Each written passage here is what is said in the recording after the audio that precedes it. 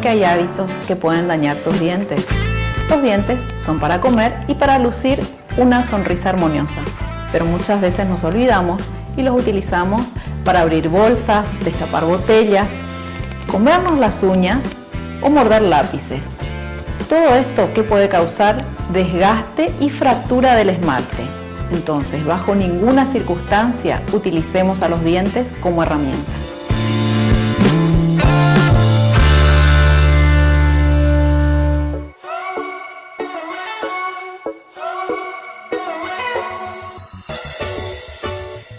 Mirta, ¿cómo estás?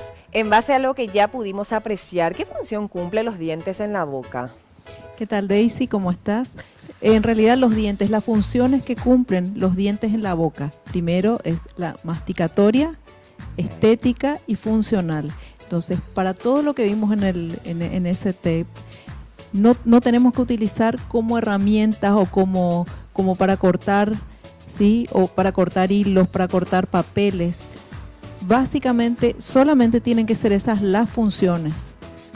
Perfecto. Dejamos el cuidado y un consejo para lucir una buena sonrisa.